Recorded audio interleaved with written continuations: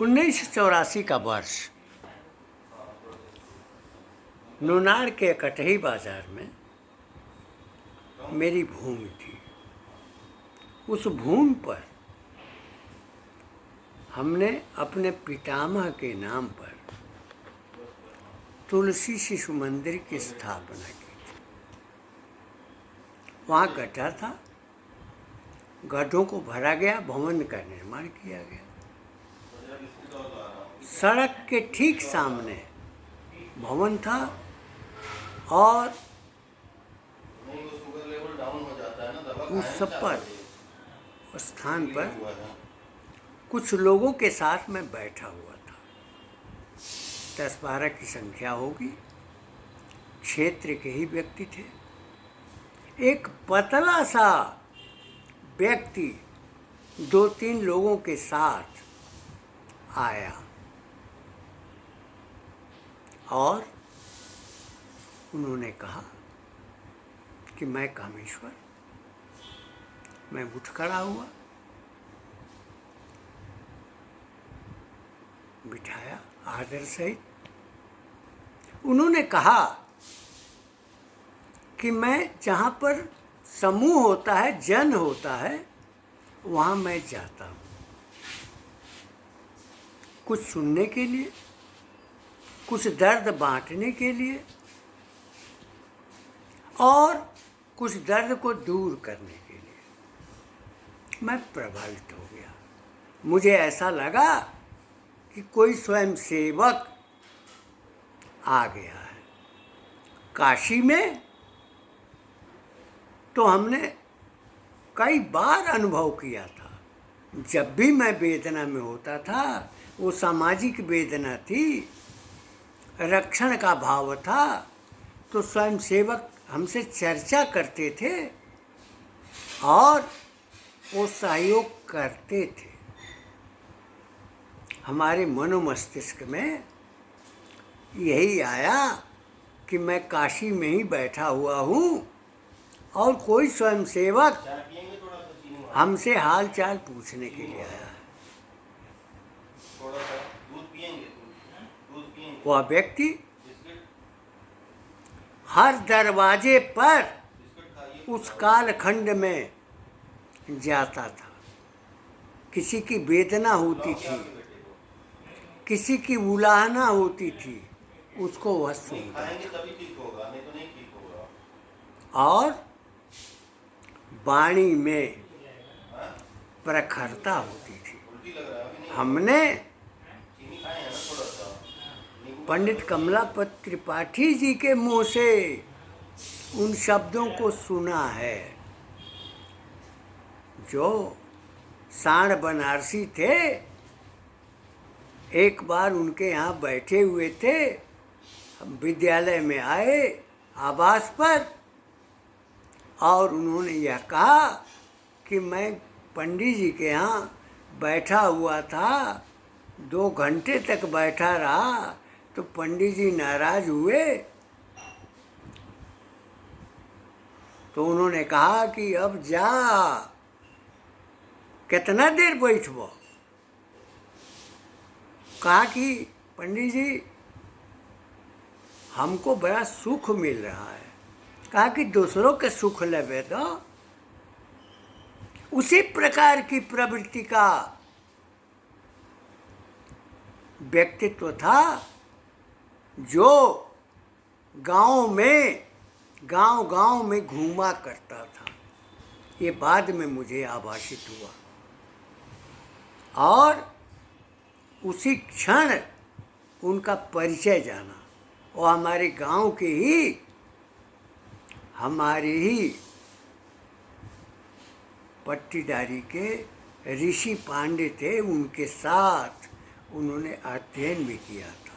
जब हमने उनसे पूछा तो कामेश्वर उपाध्याय की वो चर्चा करने लगे और वो यह कहने लगे कि जब हम लोग पढ़ते थे तो गालियाँ खूब देते थे और गालियाँ खूब सुनते थे, लेकिन वह आदत अपने उस सामाजिक जीवन में भी थी।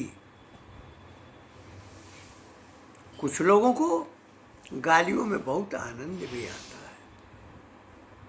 पंडित जी गाली तो नहीं देते थे, लेकिन फटकारते बहुत थे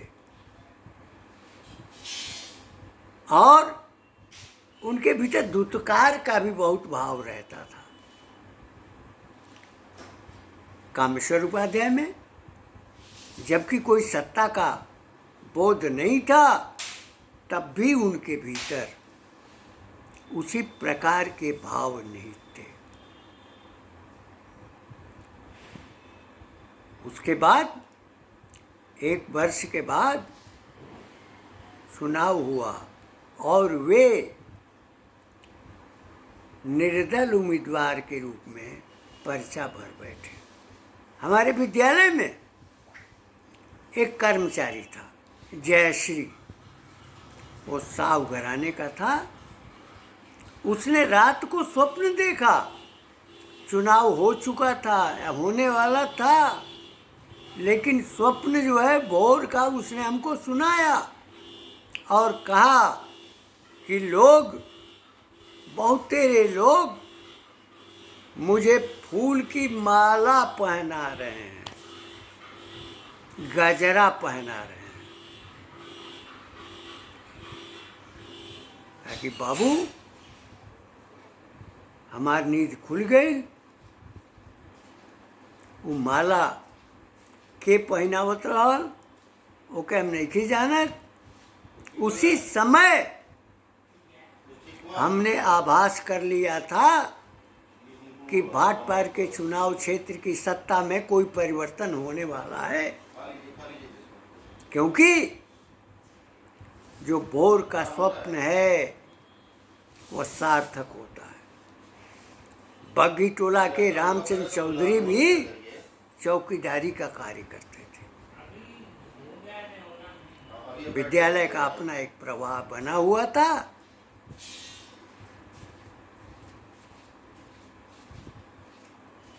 कामेश्वर उपाध्याय जी निर्दल विधायक हो गए, किंतु उनके भीतर गांव की पीड़ा विद्यमान थी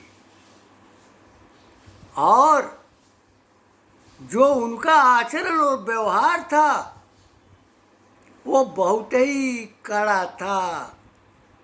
चाहे कितना हूँ बड़ा कोई व्यक्ति हो, क्षेत्र का कोई भी सम्मानित हो, उसको उल्टा सीधा कहने में हिचकते नहीं थे। उनके भीतर कार्यवृत्ति का सतत प्रवाह था और चेतना थी। जो भी पंचायत वो करते थे, जब भी 2 पक्ष के लोग आते थे तो जो गलत पक्ष है उसकी जानकारी ले लिया करते थे और सबके सामने उसको गालियां तक देते थे। उन गालियों का स्तर देहात की गालियों से जो परिचित होगा वो जानेगा, और नहीं तो काशी में जो रेवड़ी तालाब है, सदानंद बाजार है और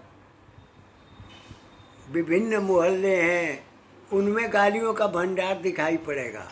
या तो गांव की भी गालियां हैं।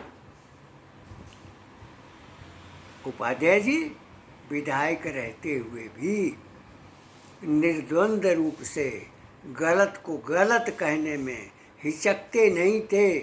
जो साथ में रहता था उसकी भी आलोचना और उसको भी उपहार वही दिया करते थे, उसी प्रकार का उपहार। एक बार मैं काशी से उनके यहाँ मिलने पहुँचा, पूरा सम्मान दिया। वो जानते थे कि मैं किस विचार का हूँ, किस धारा का हूँ, किंतु उन्होंने कभी बाध्य नहीं किया। लेकिन जिस संस्कार में मैं पला था उस संस्कार के अनुसार उनमें राष्ट्र का भाव था, समाज का भाव था, उनमें चेतना थी, चैतन्य था समाज के प्रति, गरीबों के प्रति उनके भीतर लालसा थी। मैं गया और वार्ता हुई, उसमें एक चूक हमसे हुई। हमने कुछ व्यक्तियों के बारे में यह कहा था कि कुछ लोग कृत्य को नहीं मानते हैं और तत्काल बदल जाते हैं। उन्होंने यह कहा कि बदलाव उस समय जाता है जहाँ जनता के हित की कामना होती है। निसंदेह उन्होंने पक्ष परिवर्तन किया, किंतु उनके मन में भाजपा क्षेत्र के विकास और उसकी वृद्धि और विधिक रूप में सबको सहयोग करने की प्रवृत्ति सदा बनी रहे, इस प्रकार की कामना कामेश्वर उपाध्याय जी में थी। वो बेबाक थे, निर्वाक रूप में उनकी वाणी का प्रवाह भी होता था,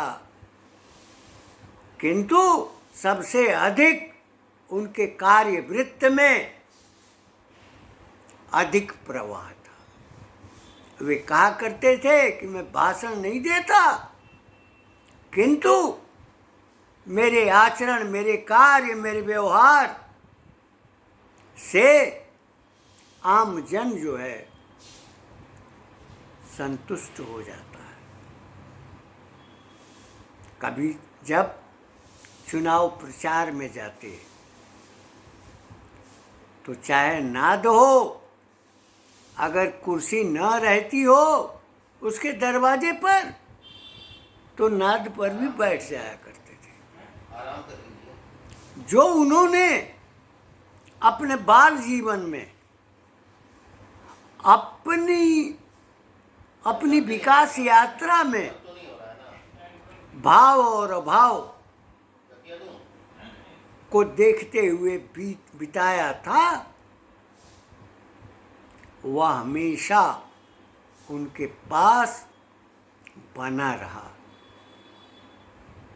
जब किसी के लिए सिफारिश की बात होती थी और कोई पहुंचता था तो पहले यही कहते थे कि सिफारिश मैं क्यों करूं, क्योंकि तुम गलत हो, आप गलत है। सिफारिश उसके लिए की जाती है जो सही होता है। कामेश्वर उपाध्याय जी अब नहीं है, लेकिन कामेश्वर उपाध्याय में जागरूकता थी, समाज की पीड़ा थी, जिसको उन्होंने अपनी किशोरावस्था से झेला था। जिस परिवेश में वो पले थे, लोगों के दर्द को जानते थे। जब चुनाव का प्रचार कर रहे थे तो हमसे हमारे भांजे ने, अजय पांडे ने कहा कि मामा जी जा रहे हैं। हमने कहा कि उनको फ़ोन दो, बात किया कि क्या, हमने पूछा उपाध्याय जी से, क्या हमारी आवश्यकता है? अगर आवश्यकता हो तो आपके सहयोग के लिए मैं आ सकता हूँ। उन्होंने चुनाव जरूर लड़ा, लेकिन उन्होंने कहा कि नहीं, आपके आने की आवश्यकता नहीं है। निसंदेह वह किसी दल या किसी पक्ष के प्रत्याशी के रूप में कामेश्वर उपाध्याय नहीं थे, उसका प्रतिरूप नहीं थे, उसके वो बंधक नहीं थे, उसके वो गुलाम नहीं थे। उनकी अपनी स्वतंत्र चेतना थी और अपनी स्वतंत्र भावना के कारण ही भाट पार क्षेत्र के लिए उन्होंने बृहत्तर कार्य किया। जिस समय हमारी वार्ता हो रही थी उस समय उन्होंने कहा कि हमने महाविद्यालय की भी स्थापना कर दी है, लेकिन शब्द उसी प्रकार के थे जो आम लोगों के लिए प्रयुक्त किए जाते हैं। उनके जो स्वभाव में था, बच्चे ही नहीं आते, पढ़ते ही नहीं हैं, हमने सारी सुविधाएं दे रखी हैं। उन्होंने महाविद्यालय की भी स्थापना की थी और सैकड़ों हजारों निरीह छात्रों की उन्होंने मदद की थी। निसंदेह भाट पार क्षेत्र के विकास क्रम में जो विधायक का एक मंत्री के रूप में निर्वहन होता हो, उस निर्वहन को पूर्ण रूप से स्वर्गीय कामेश्वर उपाध्याय ने अपना समग्र जीवन अर्पित किया।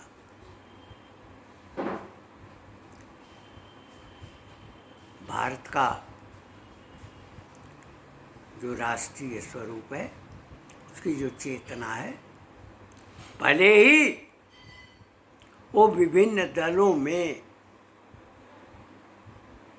अपने लक्ष्य की पूर्ति में सदैव बने रहे, किंतु निस्संदेह मेरे मन में सदैव यही रहा कि उनके भीतर राष्ट्र चेतना थी, समाज के